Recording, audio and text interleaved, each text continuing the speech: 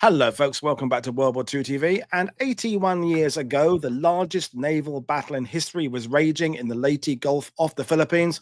Tony returns to the channel to look at the battle more from the Japanese point of view, but I guess the Americans will come up as well. His Pacific History Guide website is in the description below. I urge you to go there and look there. The work he's doing to promote what he's done in terms of visiting places, writing about places, blogging about places, taking tours to places. That you can do that later on. But I'll bring him in now. How are you doing today, Tony? I'm doing great. Thanks. Good to see you again.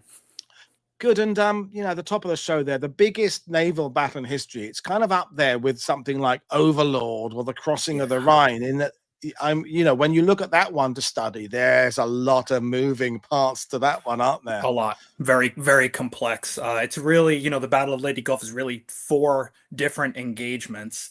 Surigao Strait, Samar, Cape Engenau, and the Battle of the Siberian Sea.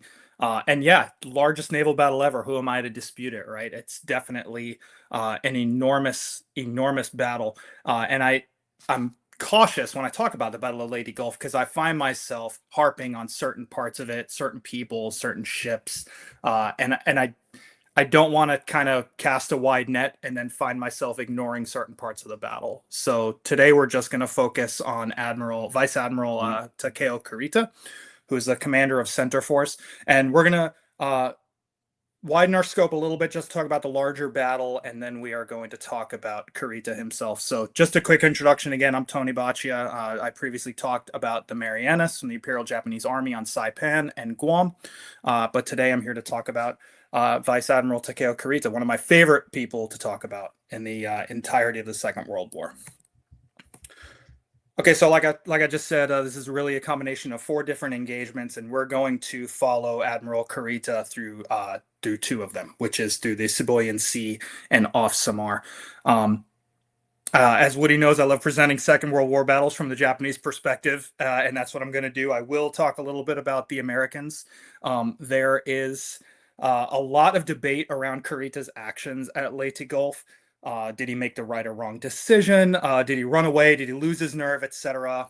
It's my opinion, and I'm going to try to prove today that the fog of war and the stress of battle just narrowed Kurita's focus until he was cornered into an impossible decision. And just to interrupt you, Tony, I think sure. we get this into the habit of, in the early part of the war, when the Japanese are in control, we question what the admirals are doing and should they have done this. And then I think when we get to kind of 1944, there is this sense that the Allies are controlling everything now, and we question Halsey, we question Eisenhower in Europe. We kind of feel that the Japanese are just reacting to everything now, and it's all over but the shouting. And yet, this battle particularly shows they still have decisions to make that could swing things certain ways, and it's wrong of us to assume that they are completely out of the fight left yet. It's they've got some decision making of their own to do. Yeah, 100%. Yeah, that's a great point, and we're going to lead right into that. So here's a brief overview. So Imperial Japan had captured the Philippines in the spring of 42. In the fall of 44, the Americans already taken the Marianas, had already taken Palau, and focused on retaking their former colony. Japan had been unclear on the target America was looking towards. They were expecting attacks in the Philippines, Formosa, that's Taiwan now, Ryukyu Islands, or the Kuriles. Japan had built battle plans for each. These are Shogo 1 through Shogo 4, respectively. And as Woody alluded to, the Japanese have decisions to make. And one of the biggest decisions is where do they put their air forces.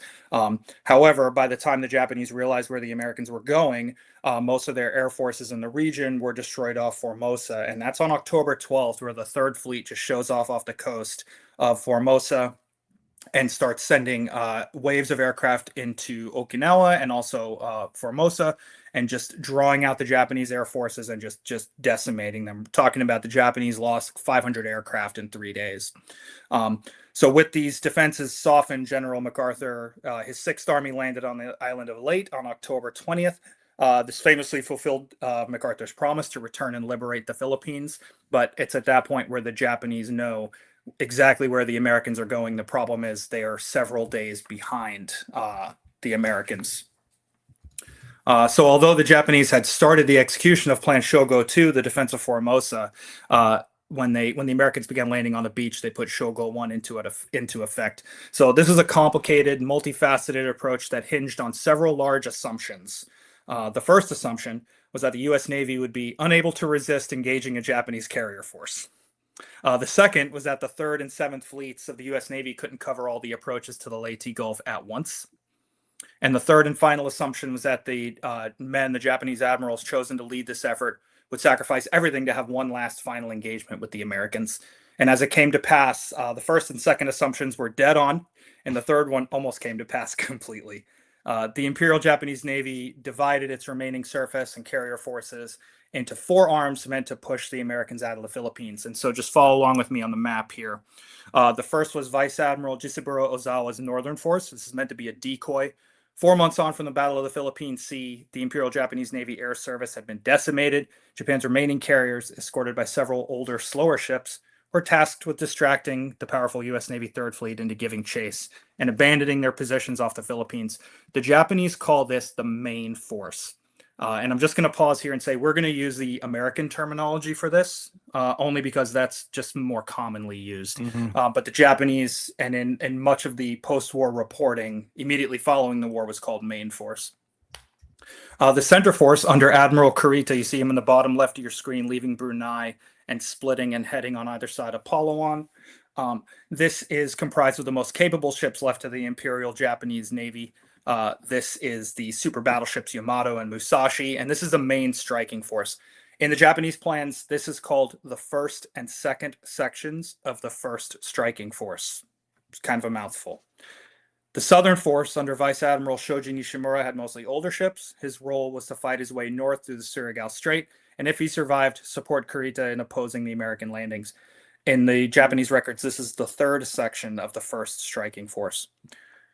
A 2nd striking force under Vice Admiral Kiyohide Shima, you could see him coming down from the north through the Formosa Strait there, included 2 heavy and 2 light cruisers in addition to 8 destroyers. This was haphazardly added to the plan 5 days before Kurita and Nishimura left Brunei. Shima was not technically part of Kurita's fleet. He reported to Vice Admiral Mikawa in the Southwest Area Fleet in Manila. This was not very well thought out. So as you can see on the map here, which is just kind of lays out the various actions, you can just see how Nishimura and Kurita are splitting as they leave Brunei. And the idea was, on the Japanese side at least, that the center force would distract the Americans so that way Nishimura and Southern Force could kind of sneak their way up through the Surigao Strait undetected. So here's the pros and cons of Shogo 1. First of all, the complexity and the breadth of this is an obvious downside.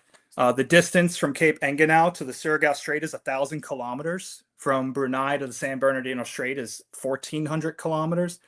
The Philippines is comprised of 9,000 islands, countless reefs, shoals, and at the time, millions of pissed off Filipinos ready to do whatever they needed to get their independence. The pros is that the decoy force is almost certain to succeed. The Americans had tried and failed to find the carriers of the Kido Butai during the Battle of the Marianas, during the Battle of the Philippine Sea, I should say, excuse me. The spread of the Japanese warships across 3 separate groups means it's hard to pin them down in one location, so that's good. And the firepower of the ships, particularly in center force, was formidable. And if this is a big gamble and not all the Japanese commanders believed in it, but if it did pay off, it would have been very difficult for the Americans to get back up to speed quickly in the Philippines. Okay, and here's Kurita's battle beginning here. So they left Brunei on the 22nd October. His orders were to travel northeast, parallel to the island of Palawan, and transit the Mindoro Strait into the Sibuyan Sea. So as you can see, they had some pretty heavy hitters here. They got the super battleships Yamato and Musashi, 3 older battleships, 10 heavy cruisers, 2 light cruisers, and 15 destroyers. What's missing from this picture is subsurface and air support. And we're going to kind of keep harping on this. Kurita did have spotter planes. He had 23 planes in his force, loaded on the cruisers and battleships. However, he was directed to have them land in bases in the Philippines after they launched and did their cap route. Did their recon route instead of doing cap or coming back to the ships, just because he couldn't afford to slow down long enough to reload those aircraft onto the ships. So therefore, Kurita had no idea that the Palawan Passage is being watched by the submarines USS Darter and USS Dace. They ambushed the center force from either side and fired 10 torpedoes each at the lead ships in either column. 4 torpedoes from Darter hit Otago. That ship sank in 18 minutes. Admiral Kurita's flag is flying in Otago, and he had to swim for it. He was rescued by the destroyer Kishinami and then transferred his flag to Yamato. Maya, on the other side of the column, was hit with another 4 torpedoes from Dace and sank in 5 minutes. Takeo was badly damaged by 2 stern torpedoes from Darter, and fell out of the column and had to retire first to Brunei and then to Singapore. This diagram is as a layout of center force at the time of the submarine attack on the 23rd October. This was actually drawn by Rear Admiral Koyanagi, who was Admiral Kurita's chief of staff, as well as Commander Otani, who was Kurita's operations officer. And this was during their interrogation by the U.S. Strategic Bombing Survey after the war. This is one of the primary sources that I used to build a picture of Kurita's decision-making. I just want to touch on as well that Kurita transferring his flag to Yamato was an interesting point to the Americans, and they kind of landed on this and asked him what he was thinking, because Japanese doctrine for night action dictated that the commander of the striking force should be in a heavy cruiser. And even with Otago, Maya, and Takeo, he still had 7 heavy cruisers to choose from. At the same time, super battleship Musashi did not have a flag aboard, and so that would have been a natural fit for him. Yamato already had the commander of Battleship Division 1, Vice Admiral Matome Ogaki. He was aboard, and he was the second most senior officer, and therefore he was Center Force's second in command. Having both of those men on the same ship was a breach of protocol. However, the reasoning behind this that they gleaned during the interrogations of Kurita, Koyanagi, and Otani was that Kurita himself said that he shifted his flag to Yamato because the ship had better command and control. And his chief of staff, Koyanagi, said that they had lost half of their staff in the sinking of Otago, and Kurita needed the Battleship Division 1 staff officers in order to better control the battle space. At this point, I just want to say, too, that I'm intentionally skipping over some of the finer details here. Like I said, the Americans really landed heavy on this and talked about it at length. These are all interesting, but it's going to kind of flood the zone, and I don't want to spend too much time on this. But I just want to point out Kurita is already, he's not very far into this, and he's already making non-standard changes to the plan, and he's already swam through the ocean once. Yeah. Talking about Kurita and the plan, just a quick question for you. How much is he under pressure from people above him? Because if we switch to the ETO and the Germans, no German commander doing anything now has full responsibility. There's Hitler overseeing everything. OKW. At this point of the war for the Japanese, are they able to still express themselves in the battle space? Oh, absolutely. So Admiral Toyota, Commander-in-Chief of the Combined Fleet, and his headquarters in Tokyo, he just wants action. He's the same guy who's going to send Yamato out in April of 45 because he just wants something to happen. Somebody put a Japanese round into an American unit of some kind, and don't go out with a whimper. Go down fighting. Whether that's the right decision or wrong decision, but to kind of compare the way things operate there, because it is, you've expressed that this is quite a roll of the dice for Japanese. It's a bit of do or die, all or nothing. They're unlikely to win the war now, but this could significantly delay things for the Americans. So it's high risk. Oh, absolutely, it's high risk. And the Admiralty below Toyota, they're not in love with this plan. They don't like this plan. First of all, they cannot concentrate their fleet in one area. I mean, the distance from the Kuriles north of Japan, north of Hokkaido, down to the southern Philippines. I don't know what that distance is, but it's a lot. That's probably a 6-hour flight right now today. So it's kind of hard to figure out where to put your resources, especially when you've got American submarines just sinking every Japanese transporting ship that they can get a periscope on. So yeah, absolutely. I think the Japanese commanders do have agency to make their own decisions. but the overall decision to just do something just kind of overrode their hesitancy. Good point. Thank you. Yeah, no problem. So here's what's going on in the current state of the battle space. You can see the Palawan Passage is situated between the island of Palawan and the dangerous ground, quote unquote, which is an area of submerged reefs and rocks. They had considered sending Center Force through here to evade submarines, but decided against it. USS Darter actually ran aground here shortly after torpedoing the Otago and Takeo. And you can also see that despite the reports of air cover in and around Manila, there's none forthcoming for Kurita's fleet. Finally, Shima's second force is refueling here at Coron Bay. You can kind of see them in the middle here, Commander's second striking force. I'm going to show you some maps later because there's some interesting stuff to see here. But yeah, that's the current state of the battle space. And you can see this map is actually from the Naval War College. They did a very in-depth study of the war and the decision-making, particularly at Leyte Gulf. And this was the intelligence known to Kurita and Commander-in-Chief Headquarters Admiral Toyota. And you can see there's a lot of unknowns on the American side that the Japanese just had no idea.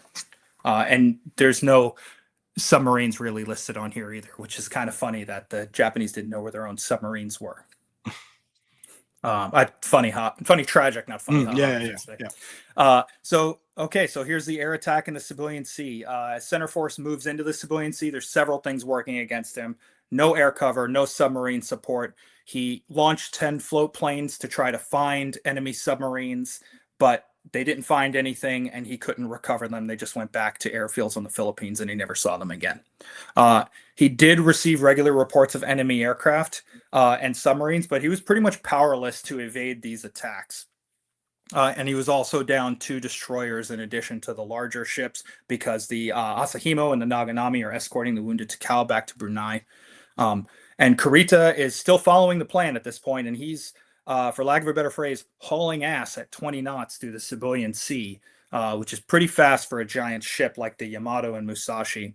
And his intention is to fight his way through the San Bernardino Strait at 6 p.m. on the 24th October.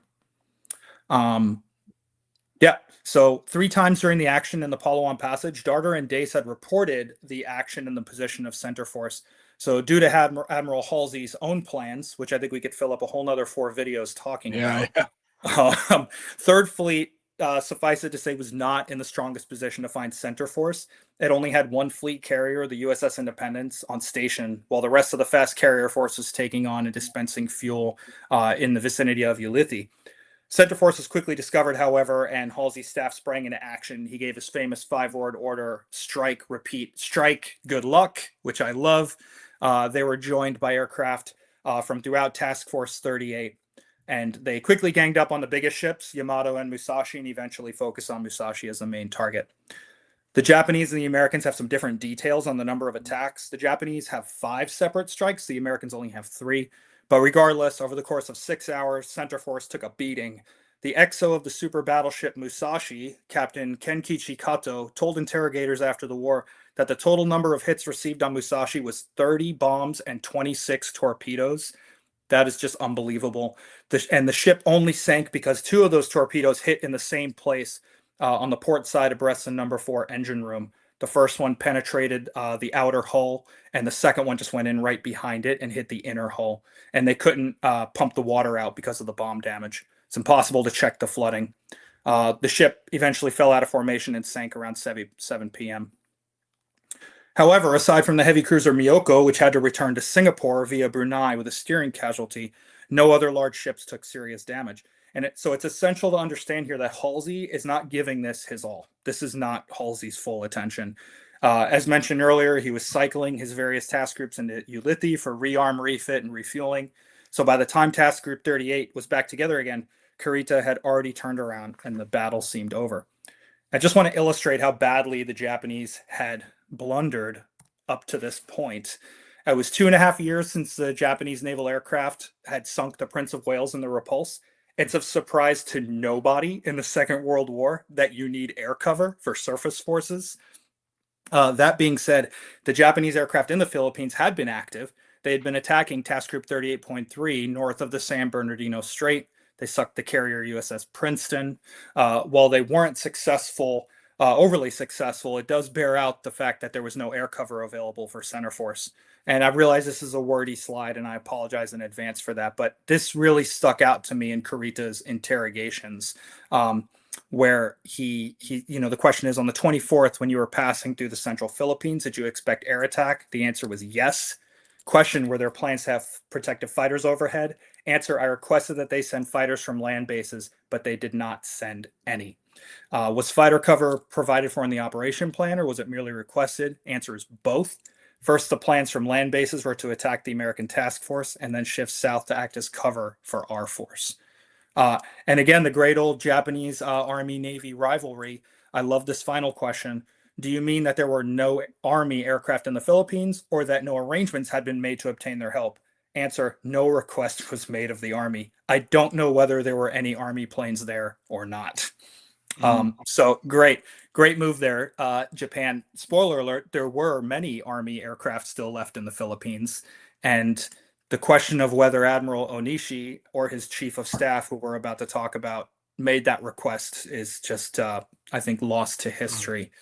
However, I should say that the chief of staff for the First Air Fleet, Admiral Onishi's Captain Ribiki Inoguchi, he later told interrogators, because he also survived the war, that weather had kept Japanese aircraft from supporting center force, and that Admiral Kurita was relying on indirect support attacking Task Group 38.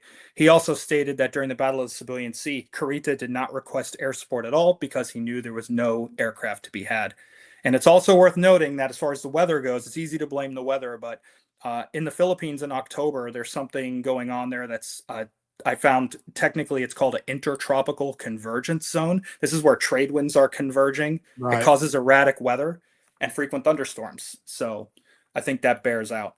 Long story short, I don't think Kurita would have had as bad a time of it in the Sibuyan Sea if he would have had some air cover, provided Halsey was not giving it his all. Just a couple of quick questions for you, Tony. Gary asked, in regard to Kurita going off protocol, was it a case of the middle finger from the IJN to the IJA regarding their obvious brinkmanship and opposition to each other? I mean, this has come up on other shows, other guests. The Army and Navy relationship wasn't even good when they were winning earlier in the war. Yeah. It's not good in 44, 45. Seth Paradon's talked about that. Would Kurita be the kind of person you think to do something to spite the Army just for the sake of it, or is he at his heart kind of a team player? I think Kurita in his heart is a team player. Right. I don't think that he is. I think that he kind of believes in certain things, and he's kind of pushed the I believe button here in Yamato. He reaches out to Admiral Onishi, probably saying, is there any air support? No, there's none to be had. And he's just assuming that Onishi is going to ask his Army counterparts. Right. That's what we've seen with Kurita's decision-making in Guadalcanal, too. He just assumes that the system is going to work around him, and all he has to do is his own thing. Which is a very Rommel-like quality. When we had Zita on a few weeks ago, she said that was one of Rommel's failings, is that he would do what he was going to do and would expect everybody else around him just to keep up logistically with all the resources he needed. And Kurita seems a little bit of that kind of mindset that everyone will just have to keep up and work around him and do what and be there if he needs them. And that suggests a little bit of arrogance, or suggests a certain amount of, overconfidence maybe, but it's definitely a trait some of these commanders have, an expectation of people around them to perform at the same levels as they do. Yeah, I think that's dead on. And I think that, Kurita is, his thinking is he's in the ship, he's making it happen, he's already following the plan, so everybody else needs to follow the plan too. And, maybe we're not all on the same page. There's a great quote from Kurita, which, I won't unearth here, but where he says to his team, like, hey, we may not be all on the same page and we may lose, but miracles happen every day, and a miracle could happen to us. We can make it. So he's just kind of put the blinders on and thought, hey, we've all signed on to this, and we all just have to do it. Now, whether or not Admiral Onishi in Manila and Admiral Toyota and Admiral Nishimura believe in the same thing, that's a discussion for another day, I'm afraid. Yeah, a couple of points before I let you move on again. So Kazmain is saying, in Kurita's defense, there were not that many, none, battleships sunk by carrier aircraft alone prior to October 44. So, I mean, I know we're going to get to those kind of things later on, but there are this is a battle of firsts and lasts. It's the first time certain things happen. It's the last time certain things happen in World War II, which makes it interesting beyond just its largest naval battle of the history. It's transitional in many cases, but there is some suggestion that things that are going to happen here haven't happened before. So you can't predict something that hasn't happened before if it's never happened before. Yeah, absolutely. And apologies if you feel I'm being unfair to Kurita here. I agree. Like, the assumption is that the battleships are going to make it through. I would think that the big thing about the air cover would really be for anti-submarine support and spotting submarines before they come in addition to just providing early warning for the anti-aircraft gunners on the ships, just to be ready. I don't think that Kurita thinks that this is going to define the success or failure of Shogo 1. In my mind, it's more of a, just like off the Battle of the Philippine Sea, where Japan rolled out a bunch of new pilots that got decimated, and again got decimated, off Formosa and in the Philippines. Japan is just constantly putting these aircraft into the air with novice pilots that just have no idea, cannot hold up to their allied counterparts. And I don't think Kurita really knows that. I think that as a surface guy, as a surface warrior, he just looks at an airplane and he assumes that there's a competent, pilot behind the stick who can shoot down the enemy, and that's just not the case. So whereas, now, we can kind of look at a naval aviator and see the difference between somebody who just came to the fleet and someone who's got some combat experience. Kurita did not have that. He just saw a plane. And that's a Luftwaffe failing at this time of the war as well, just out of interest. And we had one last question, and then we'll let it go back to you. Sure. Didn't Kurita just recently get over a bad case of dengue fever? That plus swimming in the ocean, he must have not been at his best physically. Is that, is it fair to say he doesn't go into this at 100%? Absolutely fair to say he doesn't go into it 100%. I mean, even if you take away all the physical and mental pressure that they're going through personally, being away from home, being ill, not being in the best of health. I mean, just the mental pressure of being responsible for bringing the fight to the enemy when you're already. I mean, this is not Coral Sea. This is not Midway. The cat is out of the bag, and everybody knows what's about to happen. Even Kurita himself is hoping for a miracle. That pressure alone, and we're going to talk a lot about pressure, more than we already have. And again, I don't want to interrupt the flow too much, but again, we often focus on the ailments of the Allied commands, but often when we treat the Japanese or the Germans, we sort of assume they're all just operating normally, and we focus on the Allied commanders and their strains. Well, everybody's stressed at this point of the war, whether you're losing or winning. But thanks for answering those questions. And absolutely. I'll get back Happy to you. To do it. Yeah, no worries. So these are pictures of the Battle of the Sibuyan Sea. The battleship Musashi was discovered in 2015. If you ever get a chance to go to Japan, and please go visit the Yamato Museum in Kure. That's where the Yamato was built. My second or third time there, they had an exhibit for the Musashi, which had just been discovered, and very excited. The Musashi was built in Nagasaki. That's another great Japanese Navy town. If the numbers there are true, that the Musashi took that amount of torpedoes and bombs, that is truly just unbelievable. To take 26 torpedoes, unbelievable.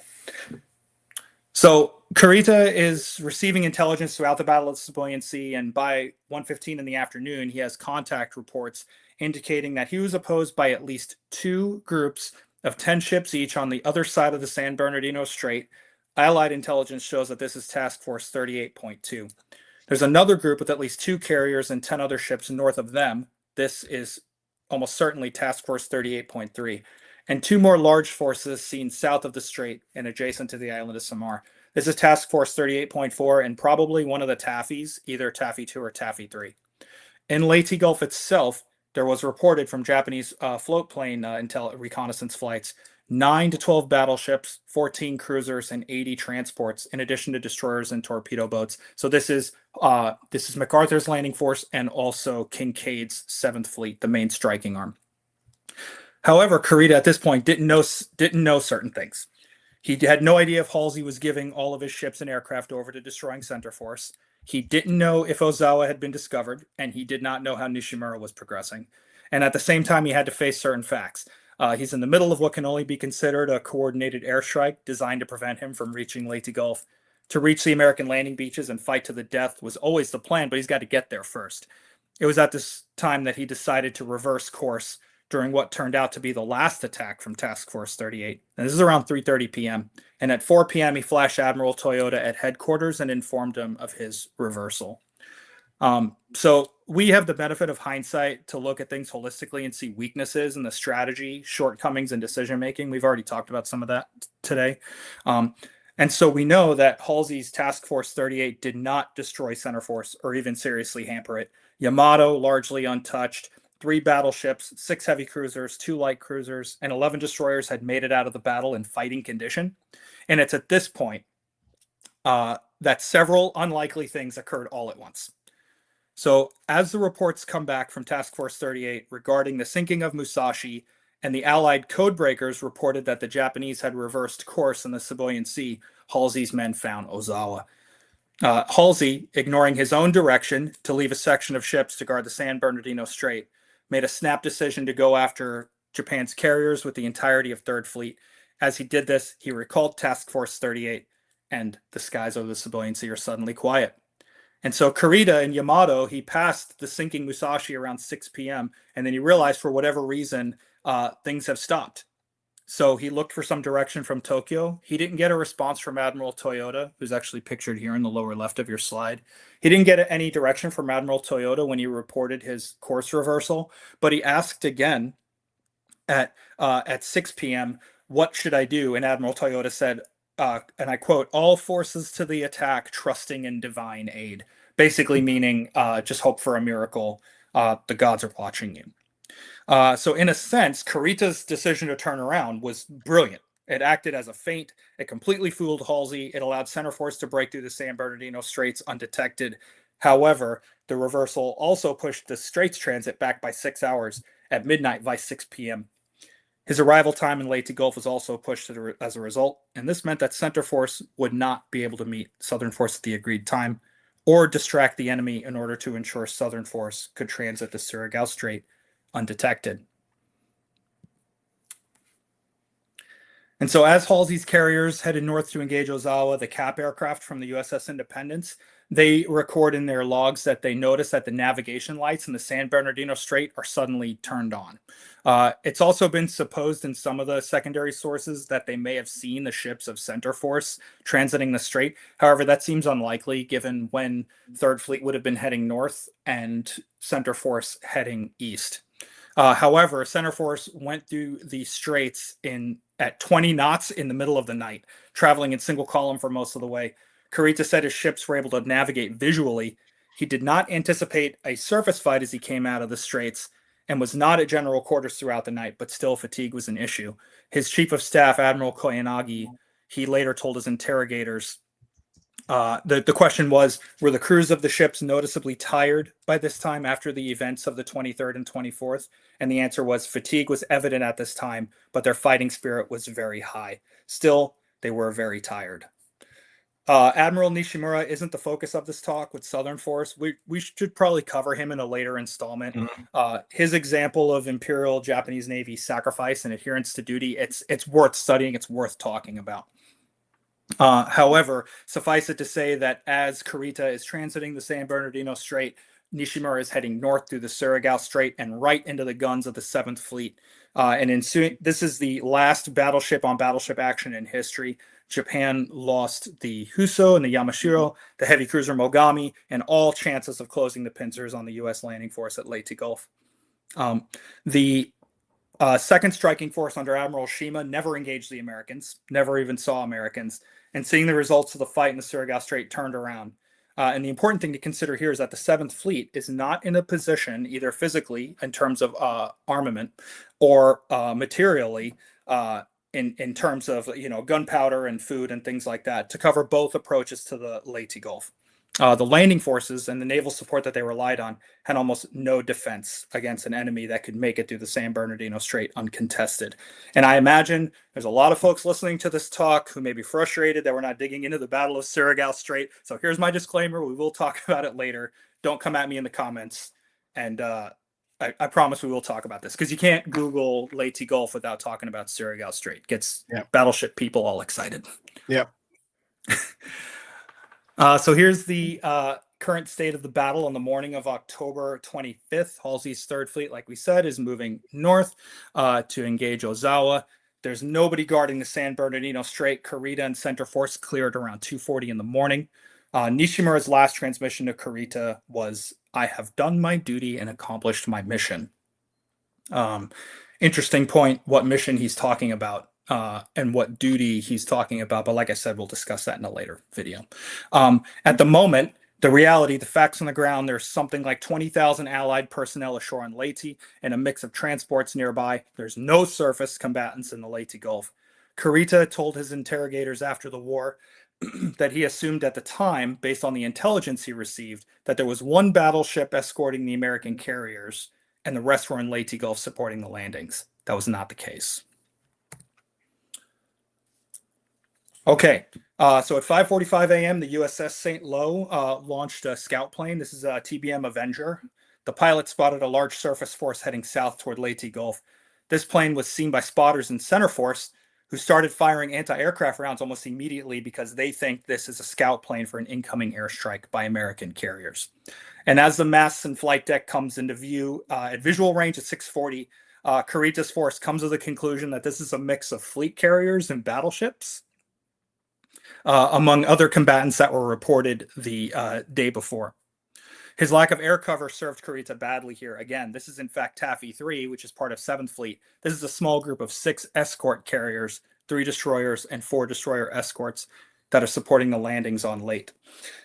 So let's pause here and take stock of the limitations. In the time since he's left Brunei, Kurita's lost his flagship, shot out from under him. He lost 2 other heavy cruisers. He lost the Musashi. He reversed for a time during the Allied air attacks. His crews have been in a state of advanced readiness for most of the time. They have demonstrable battle fatigue. Kurita himself has almost certainly gotten no sleep. There's no air cover and no submarine support, despite the presence of Japanese submarines in the area. I'll show you a chart on that later. And all this is happening as Kurita emerges shockingly uncontested into the Philippine Sea, almost directly on top of Taffy 3. And the Americans are shocked that he's here, but he's not surprised to find them. And in his mind and in his staff's mind, they make the obvious conclusion that this is one of the Task Group 38 groups that were reported the day before. And in fact, it's not. However, as Taffy 3 realizes what's happening, they swung around into the east, into the wind, and launched their aircraft.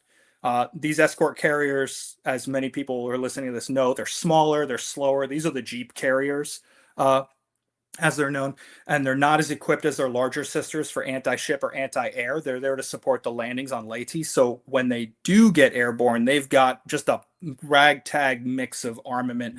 They got some bombs, some torpedoes, depth charges, and mostly anti-personnel weapons. The best thing that they can do is really buy the Allied ships time to get away, ensure that reinforcements arrive, and maybe get a couple of shots in. Kurita, however, orders a general attack, direct quote, meaning that each division of ships would have the initiative to attack the enemy. Kurita sketched this map after the war for his interrogators. It gives you an idea of what division comes to mean. And if you look in the middle here, I've kind of listed between the Japanese and American terminology of then and now, what's considered proper today. It's a little different. So anyway, you get the idea here. And you can see Desron 10 way out in front. This is going to be key. And then the second key is the 7th Squadron of 4 heavy cruisers of Cruiser Division 7. So Kurita's ships are racing across the open ocean to close the distance on what he assumes is a large force of fleet carriers, cruisers, battleships. And this leads to several downstream effects. First of all, he's not directing the engagement. In the heat of the moment, he's delegated command of the battle space to his division and squadron commanders. That's a mistake. Secondly, as a result of general attack, his ships are making their best individual speed and not their best uniform speed. And so they're slowly spreading apart from each other. Right. And then finally, while they're firing on the Americans and they're hitting them almost immediately or scoring near misses almost immediately, their headlong approach means they can only use their forward guns in the attack. There's no sense of flanking the enemy here either. No chance to intercept when the carriers inevitably will turn back into the wind to, or excuse me, away from the wind to recover their strike forces or just to get back closer to Samar and Leyte. So Kurita also crucially misread the speed of his own ships in the middle, the front, in the vanguard, as well as the speed of the enemy. So he realized some of this a little too late, and he ordered his forward units, his destroyers, that you hear Desron 10 with 4 destroyers, to fall back to protect the larger combatants. And this is a mistake because these destroyers are almost immediately on top of the carriers, and with their torpedoes and their ability to destroy larger capital ships, these 4 destroyers would have done a lot of damage. However, he calls them back. He told his interrogators after the war that he believed the Americans had just sent a small diversionary force to attack him, and so he tightened up his formation to protect against a larger air attack. But actually, what he was getting at the time was all of what Taffy 3 had to offer. So while it was probably the right decision to retain control of the engagement, calling his destroyers back when they were just coming within range of torpedo solutions was a critical mistake. Okay, so as center force is bearing down on Taffy 3, the Americans start rolling in with their mixture of weapons. Kumano is in the front of Cruiser Division 7, and I'm actually just going to go back here and show you Cruiser Division 7. You can see 7th Squadron 4CA. That's heavy cruisers. I'll try to find my place. Yeah, so Kumano is forced to take evasive action because the aircraft are rolling in with bombs, anti-personnel weapons, rockets, depth charges. They're just dropping everything they have on and near Kumano. And at the same time, torpedo bombers are coming in, and the Japanese ships don't differentiate between a loaded torpedo bomber and an unloaded torpedo bomber. They treat them all the same. So they're taking evasive action away from these aircraft that may or may not be carrying bombs. So this means that not only is the range opening between the combatants, but it also forces the Japanese gunners. They don't have the same technology as the Americans, and so they're having to constantly target and retarget and aim and re-aim. And this just adds to the general confusion. And while all this is going on, there's still all these rain squalls in the area, and the escorts of Taffy 3 have thrown up thick blankets of smoke to kind of hide Taffy 3 from the enemy. And all of that is very effective. So although the Japanese are kind of getting pushed around by this air attack, they're not getting hurt, and they're constantly driving in general straight towards Taffy 3 when the USS Johnston, another future video, hopefully, with the captain who straight up does not give a single flying you-know-what, just launches torpedoes at all of the ships in Cruiser Division 7 and blows the bow off the Kumano. The heavy cruiser Suzuya stopped to render aid to Kumano and then was in turn damaged by a bomb dropped by an aircraft off the USS Gambier Bay, which bends one of its propellers and limits the speed and maneuverability. So both the Kumano and the Suzuya are out of action for the day. Seeing the effectiveness of the small ships and the limited strikes, 2 more destroyers and a destroyer escort break off from Taffy 3 and attack the Japanese. This is the Hull, the Heermann, and the Samuel B. Roberts. And it's worth mentioning here again, we already talked about heavy cruisers, but I'll say it just one more time, that Cruiser Division 7 was in the best position possible to attack the Americans for a reason. The heavy cruisers are faster than battleships, heavily armored than lighter cruisers or destroyers, and they pack a bigger punch. Kurita was in the Otago when setting out from Brunei for a reason. It was Japanese protocol for that very purpose. And if we think of the Battle of Surigao Strait, just to touch on that quite quickly, Admiral Oldendorf, who had been in charge of the American force, he was not in one of his battleships. He was in a heavy cruiser, the USS Louisville. This is where the commanders of surface forces are supposed to be. So not only had Kurita bottlenecked his command with him and Ugaki in the flag spaces on Yamato, now he's not in the most capable ship to direct the action. So by the time the Americans turn south to run toward help, it's 7:40 in the morning, and the information coming to Kurita, it's broken. The Kumano and Suzuya are already done for the day. Heavy cruiser Tone was taking fire from a cruiser. In reality, that's just a 5-inch gun on the USS Johnston. Center Forces destroyers are being held back to protect the fleet, and Kurita is expecting an air attack any second. He can see that the carriers are not recovering their strikes, and he just assumes that the enemy aircraft are headed to Tacloban Airfield on Leyte to rearm and refuel, which is correct. That is what they were doing. And finally, ever in front of him, his own heavy combatants are pressing the attack and just generally ignoring his own commands and directions, because at the very beginning, that's what he told them to do. And so the pressure, exhaustion, the weight of command, like we talked about already, keep harping on that. It's only building by the minute. So just as the battle is starting to slip away from the Japanese, the USS Hull fired a spread of torpedoes at Yamato and Nagato at 7:50. The two ships tried to comb their wakes, but in doing so, they took themselves out of the action for a full 20 minutes. And this is the time it took Yamato to turn around and get back on course. Taking yourself out of the action in a fast naval battle for any period of time is just a bad idea. 20 minutes feels like an eternity. So as Hull launched her torpedoes, the Hiramen launched a spread at the heavy cruiser Haguro and began firing a 5-inch gun at the battleship Haruna. This sounds very comical. I'm sure if we were there, we wouldn't be laughing, but it's kind of funny now to think about these tiny ships trading shots with 37,000-ton battleships. But imagine the pressure on Kurita at that time. No idea what's coming, no idea what you're up against, constantly harassed by enemy and surface forces. And it's at this point that a dive bomber from the USS Kitkun Bay dropped a 500-pound bomb down the main funnel of Chokai and disabled her. She was eventually scuttled by Japanese destroyers. And at the same time, the TBMs from Taffy 2 attacked Chikuma, disabling her steering with a torpedo hit. She was sunk later by a mixture of bombs and torpedoes. The USS Gambier Bay, one of the escort carriers, was getting pummeled by gunfire, and she sank at 9:07. The Japanese are convinced at this point that they'd sunk an Independence-class light carrier, but in the meantime, they've lost. They're on their way to losing 4 heavy cruisers, and one of their battleships is taking damage too. So counting the enemy losses as well as their own, Kurita and his staff convinced that they've survived a battle of overwhelming odds against a superior air and surface force, and the truth is almost the exact opposite.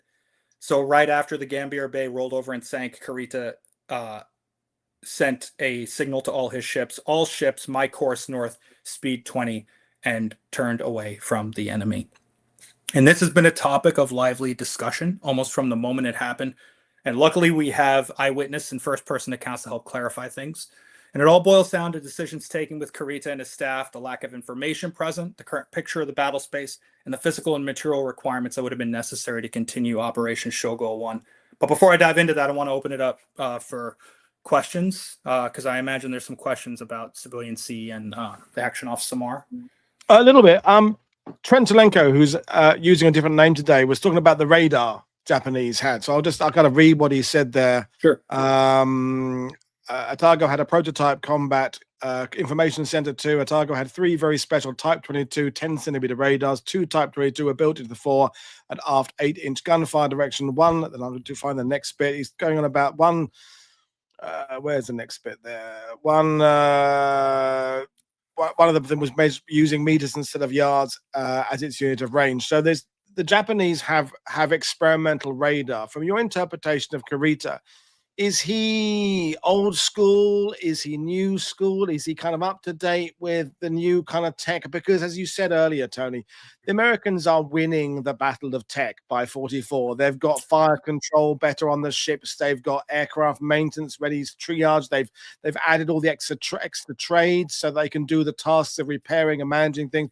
The Japanese are basically in a similar way to the Germans, doing it the same way they've been doing it in 1941. So is he, how would you define him in terms of, if he knows he's got radar available, is he going to go, well, yes, we'll depend on that? Or is he kind of old school? No, I'll trust my nose. Yeah, first I would say, yes, you're absolutely right about Atago. And that's why Kurita was in Atago in the very beginning of the battle. And that's what really sucks about Atago getting sent to the bottom of the Palawan Passage. The Japanese, I don't want to pull a number out of my rear end here, but yeah. I think Atago was tied to the pier for some time, for over a year, getting these upgrades, and to lose the ship in 18 minutes with torpedo hits is just awful. But I think to answer your question, Woody, I I don't know for sure. I have not seen anything where Kurita talked specifically about technology, but I do believe that Kurita would embrace technology Okay. if he was if that's what was being directed. I don't think he's an out of the box thinker. Like I Okay. said before, he kind of just, this is the plan. We're going to follow the plan. This is what my boss told me to do, and we're going to do this line by line in a very Japanese sort of way, I imagine. But I'm not certain that he can say, okay, this radar's not working. Let's go to our secondary radar. Can we use this radar that's not working in this exact way in a different fashion? I don't think he thinks that way. Okay, thank you. Well, we'll do another flurry of questions later on, but we'll carry on with Sure. the presentation. Yeah, brilliant. Yeah, absolutely. Okay, great.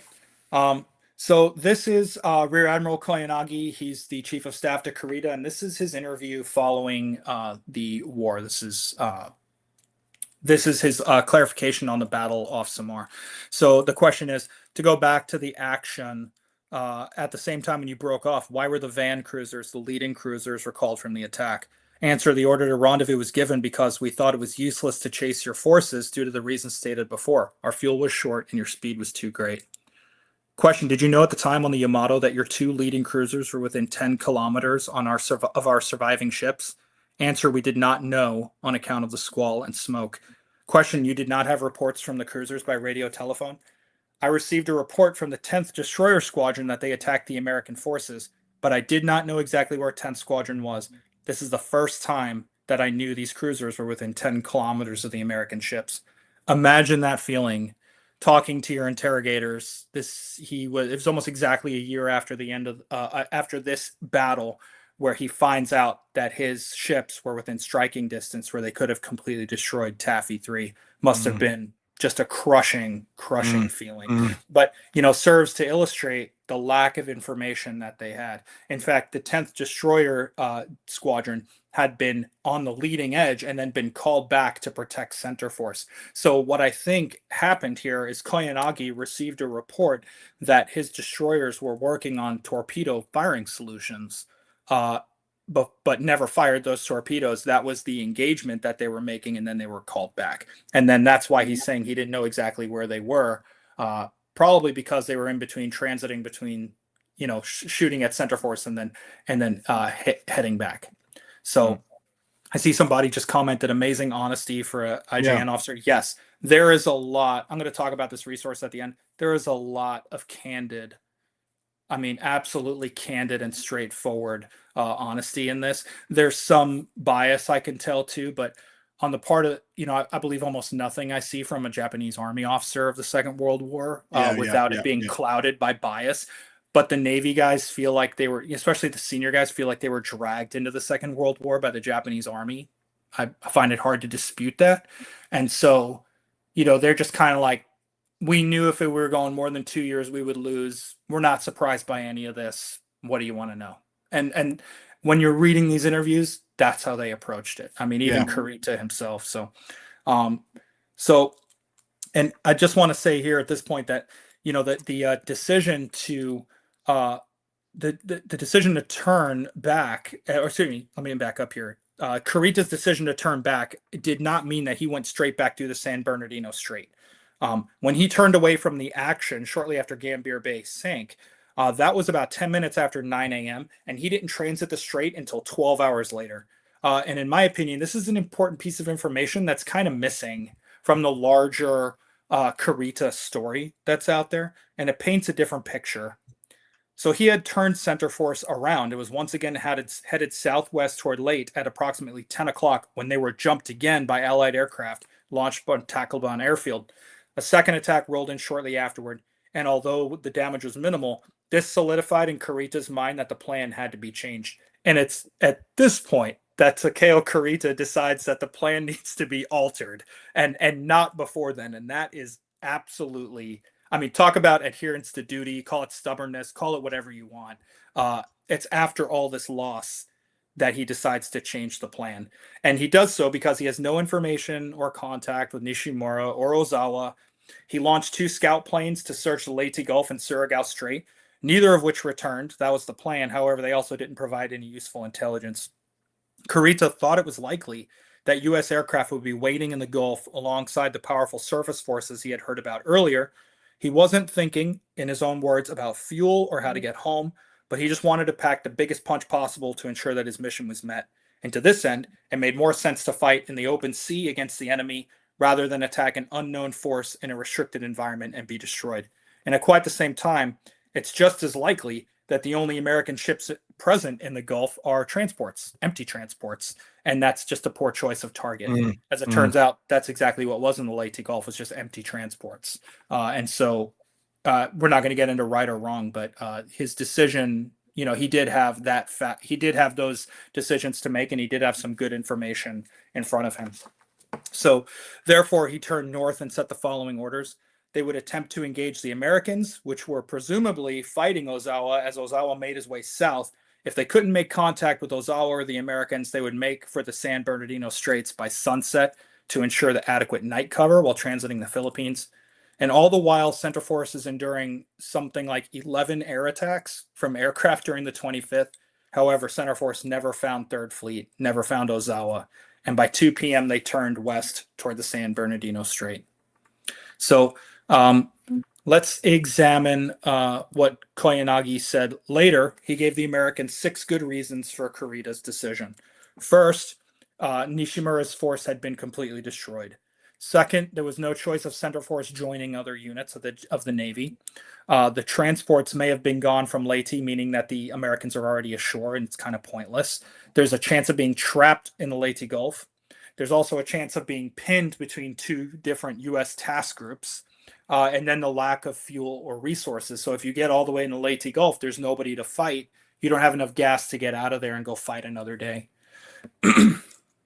Commander Otani, who is Koyanagi's operations officer on Kurita's staff, told interrogators later that they believed the messages sent between the various American units, and by this he meant the panicked transmissions between Kincaid and Sprague and Halsey and Nimitz, would have meant that the surface forces had been flushed out of Leyte Gulf in the direction of the battle that had just concluded off Samar. Both Kurita, Koyanagi, and even Otani all told their interrogators that the decisions had been unanimous to reform the line, head north, and retire back through the straits if they couldn't find Ozawa.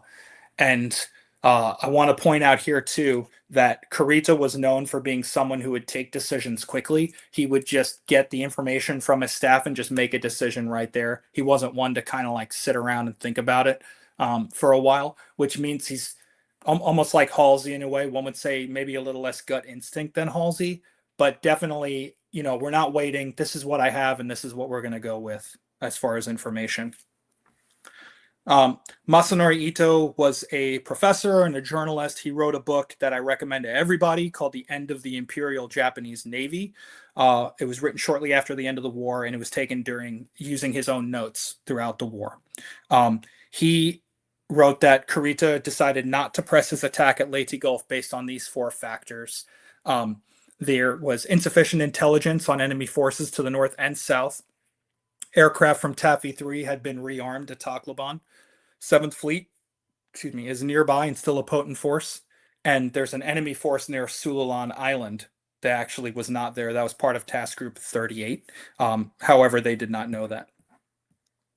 Hornfisher, in his book, The Last Stand of the Tin Can Sailors, this kind of great work on Taffy 3 and the ships and people of it, agreed with all these points that Kurita made the best decision possible given the circumstances.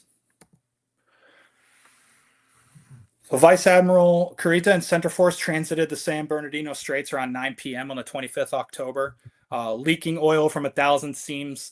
The surviving ships were an easy target the following morning for the Americans, launching from the 7th Fleet Taffys and Task Force 38, which had, by this point, started to trickle back in. Around 8:30, while transiting the Sulu Sea, Yamato and light cruiser Noshiro received the brunt of the attack, roughly 100 aircraft dropping a mixture of bombs and torpedoes. There's no help from the Japanese Navy and Army in the Philippines. Noshiro was disabled and later sunk by torpedoes.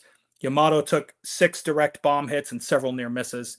Masanori Ito stated in his book that during the action, the super battleship Yamato took on water in weight equal to a cruiser. That's 6,600 tons of water. As the ships transited the Sulu Sea, the telltale signs of leaking oil and smoking damage led Kurita to bring his force through a place he didn't want to go to a few days earlier, the dangerous ground, and he made it back to Brunei on the 28th October at 9:30 at night. Kurita himself returns to Japan in late 44. He's quietly shuffled off to be the head of the Japanese Naval Academy at Etajima. The results of the Battle of Leyte Gulf, shockingly, not widely publicized in Japan. Although the Admiralty knew that it was useless to continue the fight with a small number of ships left to them.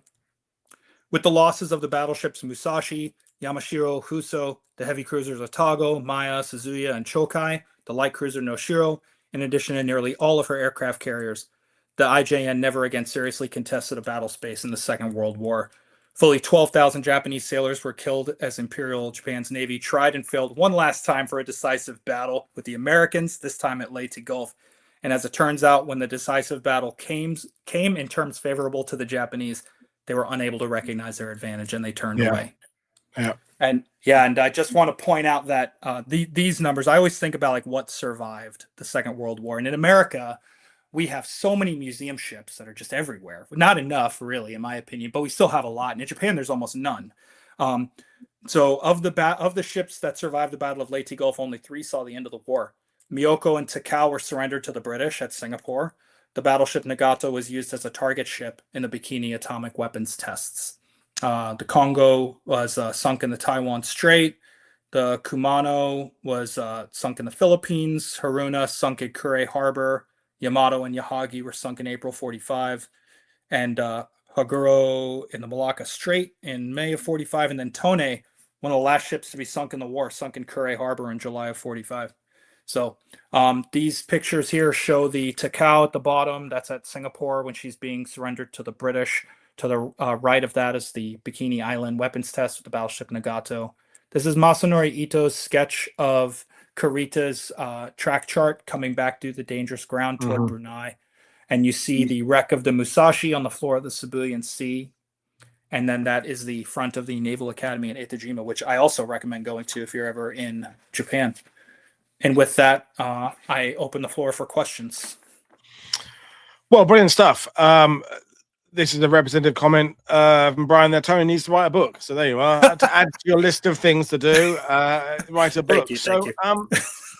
We had a few questions about what people thought of Kurita outside of the people under his command then. So what did Bull Halsey think of him? What did Yamamoto think of him? Is he... he lived a long time after the war, which makes him fairly unique in that aspect. So many of the Japanese commanders didn't make it through the war or the ensuing war crimes. He lived to 79 or something. So is he kind of one that's regarded well by both Allied commanders, not so well, but sort of respectfully? Sure. Yeah, I don't think that the Allies hold Kurita in high regard because of his. Number one, his kind of like stiffness. We're not going to talk about Guadalcanal here, but his stiffness in action off Guadalcanal, where he's just kind of sticking to the battle plan and not really thinking outside the box, I think rubbed a lot of people even in the Imperial Japanese Navy the wrong way, and especially Allied commanders appreciate somebody who just goes for it, and doesn't worry about the consequences later. Damn the torpedoes type of attitude. And the fact that Kurita turned around not once but twice and wound up not even engaging the Americans, I think is kind of cause for derision among the Allied commanders. Yamamoto, of course, is dead by this point. I do think that Ozawa and Kurita were very close. Kurita was at Ozawa's deathbed when he passed away, and the two remained very close after the war. I mean, they were two of the most senior people to survive the war. I think he's seen as doing his duty. However, there was some sort of there's kind of like an unrealized aspect to his actions too. The answer to your question is not as respected as Ozawa. I think but going into this in advance, he'd have been considered a fairly safe pair of hands for this. Oh yeah. Not going in that kind of mid area of not being ridiculously showy and impulsive, but also not cautious, sort of steady. And this you get to the point where apart from those the beginning of the October 25th and when he fails to recognize the situations in that's on him. Yep. But after then, it's almost now just reacting to what's going on around him. He's had his chance. He's effectively blown it. And what his options after that become reduced. We had two comments just reinforcing the idea about fatigue, and that shows what fatigue can do to decision making. Curious what he'd done if he'd been 100%, and happy dude said a similar thing. It's also fascinating on the effects of prolonged fatigue and stress. And James, we were talking about James Holland before going live, and James maintains this theory that operations, be they ground, air, or naval, they have a sort of a shelf life of people operating functionally of 2 to 3 days. And after 2 to 3 days, you need to just kind of break off, fall back, regroup, do something, and let everybody have a break. And the Soviets seem to be able to do 8, 9, 10-day offensives, but then that's the Soviets. They don't kind of play by the same rules. But would you agree that at this point you just get the fact that it doesn't matter how good you are, if you haven't had sleep for a couple of days, you're just not performing well? Yeah, you're just not effective. I was gonna actually touch on this, and I deleted this section out of my show notes, but even I've been in the Navy now almost 23 years, and I've seen all aspects of naval aviation, from ships to squadrons, and we do not press our people to their limit very often. And when we do push them to their limit, it's not for very long. So even on like a carrier doing a general quarters drill, that won't last more than 2 to 3 hours, because there's only so long that you could have sailors walking around in the full firefighting gear and everything. People need a break. Now, it is kind of difficult to push that button, when the shit hits the fan and you really have to, save the ship or save some lives. You're kind of hoping that adrenaline or excitement kind of keeps people going. But yes, I totally agree that one thing that the Japanese never understood during the Second World War, I mean, I would argue Japanese people don't really understand rest and relaxation now in the 21st century. But I would say that one thing that really hampered them, they never figured out in the Second World War, is they never cycled their people back to Japan for R&R or to train the next generation of people. When a squadron was put together, they were put on a ship, and brother, that was it. They just freaking that came up in the sidebar, how they never and not just for the rest, but for the sharing of ideas, taking some of the veteran pilots who'd done Pearl Harbor and Coral Sea, whatever, then taking them back and saying, okay, now you're going to influence this new set of pilots coming through. News that they don't seem to do that. I mean, the Allies do it a bit. I mean,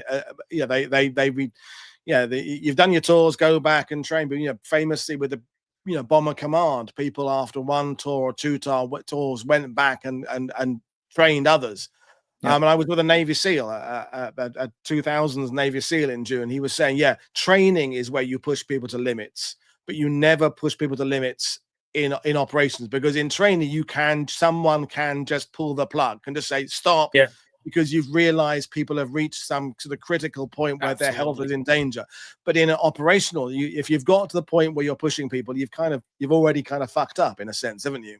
No, absolutely. And that's something that we think about constantly. I mean, my real job is I'm an aviation maintenance guy, and we think all the time, this is our mission. This is how many aircraft do we need at a certain time of day to do a certain thing, and how many people do we need to get there? How do we need to comp people's time if they stay extra? Do we bring them in early? Do we have them stay late? It's hard. It's hard to balance that. And in the Japanese perspective, where especially in that era, in the early Showa era, where this is your job, and you're just doing it to the best of your ability, and you don't stop. You just keep doing that job until the end. That's a bad way to run a war. It's carrot and stick without the carrot. It's the stick principle. Right. But we've got a couple of specific questions I think we'll deal with. So Gary said, was the real significance of the Japanese defeat not the number of losses, but the ability to fight another full-scale naval action, so substantiate critics of Kurita's decision to withdraw? Because after this, I mean, it's famously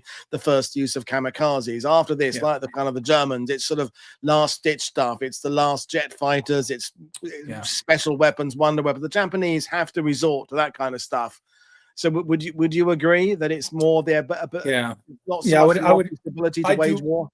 I do agree with that. I would say that even Leyte Gulf is sort of a large-scale kamikaze action. There's no expectation that Ozawa is going to succeed. You know, he doesn't have any aircraft on board. What's he going to do? He's just there to distract Halsey. There's no expectation that Nishimura and Kurita are going to get to Leyte Gulf, destroy the Americans, and sail off and go back to Brunei, refuel, and go fight the Americans again. Yeah. Like, this is it.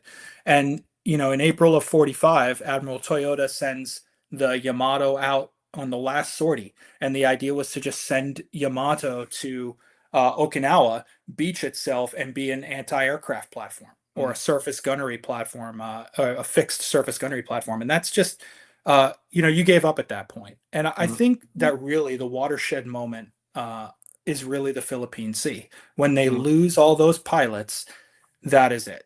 You know, the strength of the Japanese forces was the Kido Butai, was the aircraft carriers. And that's the future. Once the Japanese lose the initiative at Midway, they never regained it. But I think the real nail in the coffin, as I think I said before, you know, Saipan, the war is over at Saipan. Everything after that is just extra death for no reason. But that's for the Imperial Japanese Navy Air Service. They're pretty much out of it by then, and that's that's the end. That's the end of the Japanese Navy. Thank you. So David asked, what factor was the most important, the aggressive DD and DE tactics or the aggressive air attacks by CVE's air crews? So that's kind of a quick reaction question. It's definitely the ships. And it's because the Japanese have no idea what kind of ships they're fighting. They think they're engaging light cruisers, heavy cruisers, and destroyers. They're really engaging destroyers and destroyer escorts. There's I think it's a Samuel B. Roberts or possibly the Hull, but one of those ships was alongside a Japanese ship and trading fire and just shooting its 5-inch gun, and the rounds are literally bouncing off the side of the ship. And then they start going up into the island and shooting at the island to get at the you know, the bridge and whatnot, and the flying bridge, and they're causing some damage, and the Japanese ship can just do nothing because that American ship is too low, and just the gun simply cannot point at this thing. And still the Japanese reports, it's all about, man, this cruiser's really kicking our ass. Like the stress and the battle. Yes, thank you, Samuel B. Roberts. I thought that might have been it. So yeah, it's definitely the ships because the Japanese just have no idea what's happening. It's freaking them out. Yeah. And we're getting comments making in the sidebar about there's things happening in Far and Kohima. It's not just at sea the Japanese are floundering. They are whatever the ground equivalent of floundering on land as well. I mean, the winter of 44, beginning of 45 was tragic for the Japanese, as it was for the Germans. So this is to kind of whet your appetite for potential return visit to the bits you didn't do this time. So question for later or maybe another show. Care to speculate regarding detachment of the fast BBs under Admiral Lee for one more big gunfight? I tend to think only the whole TF-34 would have made the difference. Is that something for a quick question now, or is that for a future show? No, absolutely. We could touch on that. So Halsey wrote a article for the U.S. Naval Institute, which I will send to Woody and we can share in the, oh, actually, you know what? I think I've got it in my resources here, but we'll share that in the comments. Anyway, Halsey said he did not want to leave only battleships back. He rejected that almost immediately because they wouldn't have air cover. And so he didn't want to risk his battleships like that. He really only saw two options: either ignore Ozawa and everybody stays off the Philippines, which he thought was a mistake, because if Ozawa is a strong enough force, he could come south and close Halsey off, you know, between Center Force and Northern Force, or just go fight Ozawa and let Center Force just keep on trucking away from the Philippines. Now, a big gamble, but I think he's right in that if he would have left just battleships off of there, we've seen what aircraft can do to battleships. And if you don't know exactly what the Japanese have in their airfields, and they have a bunch of capable enough, you know, torpedo bombers, then yeah, they could do some damage to battleships. So we can touch on this later, but I think in general, I think it was the right idea to not just leave battleships by themselves. We're getting a Tony was Halcyon over. He said that's definitely for a future show. But I mean, I think what's interesting about this is that, because people were making comparisons, someone said, is this like the Japanese equivalent of the Ardennes offensive? And I was also thinking it's kind of got echoes of Market Garden from the Allies as well. You look at that period from sort of September 44 through to sort of December, January 45. You've got all sides are kind of there's this sort of 4 year. We've been at fighting for 4 years, 5 years. maybe something decisive now can bring it to a conclusion, even if you're the access to a conclusion where you lose, but at least kind of bring it to a conclusion. Otherwise, it's sort of, it's death by 1,000 cuts if you're the Germans or Japanese at this point. So it's like, even if it doesn't fulfill its purpose of actually halting the Allies, it sort of speeds things to a conclusion because everybody's fed up. I mean, it's interesting that out there these things are happening at the same time. Yeah, that's right. That is interesting. And, I go back to what we talked about, like the Japanese, Navy perspective was like, we've been dragged into this. We didn't think we would win anyway. Screw it. Let's just do something. And so they did, and they did give it their all. I think it's interesting, was Halsey in over his head? Halsey famously said, if I have one plane and one pilot, I'm going to strike. I'm going to attack. I love Halsey, and I'm disgusted by Halsey at the same moment. He's the most colorful character, I think, of the Navy in the Second World War.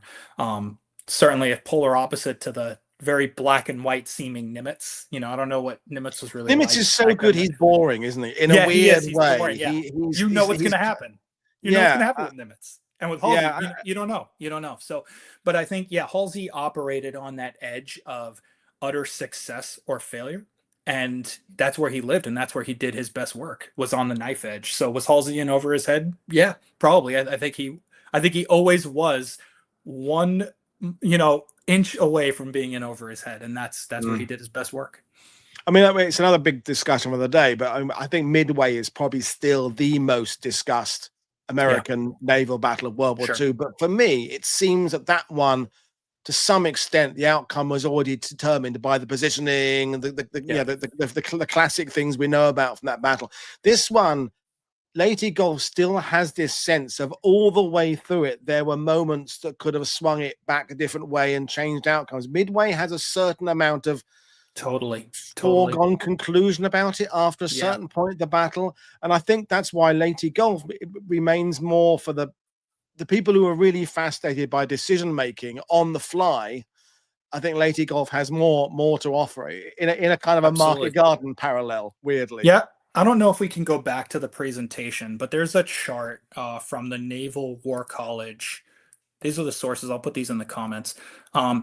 This is a position of the Japanese 1st Submarine Group.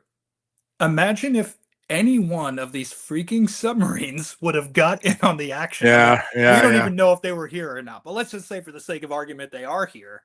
You've got 3-4 submarines that are around center force, near center force, as they come out of the San Bernardino Strait. You have some submarines that can guard the Surigao Strait if Admiral Kincaid decides to come out fighting with the 7th Fleet. Like, just this whole unspoken, you're right. There's so many things that could have gone this way or that way that it's endless. There's endless discussion on Leyte Gulf. It's like, when we get the submarine thing, it's like the Japanese have sort of given up a year or two earlier of the submarines as being like an offensive thing. I mean, they're using them for transporting people. They're trying to transport cargo with submarines. And by this point, the US and the UK are doing so well with submarines in these theaters. It's like, let's just give up. As you say, they're there. But, if that had been a German U-boat commander, Wolfpack commander, you wonder what would have happened. It is cool. And I think I'll leave the last comment to Dr. Phil Blood over in Aachen, who's saying, from invincibility to the sudden realization of failure causes mindset failure, doubt, and indecision. And I think it's a very, very wise words from Dr. Phil there. That's great.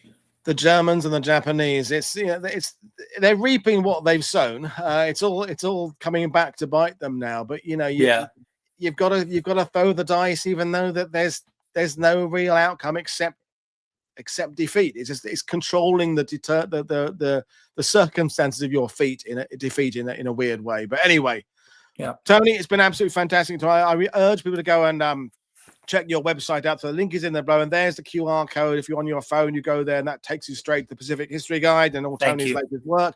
I definitely suggest you go and look at that. And tomorrow, we're off to Poland or the Greater Germany, as it was in 1944-45 when the Battle of Breslau was happening. I can't wait to have Richard Hargreaves on to talk about that, because he does the operational level very well, but he also does the human cost incredibly well, because, as someone said in the sidebar, and particularly vicious battle All of the battles at that point of the war in that part of the world were vicious, but I'm looking forward to speaking to Richard. So as always, click like and subscribe, buy my guest books, read their blogs, etc., etc. Consider becoming a channel member or a patron. And I will see you all again tomorrow. Cheers, Tony. Thanks again. Bye. Bye.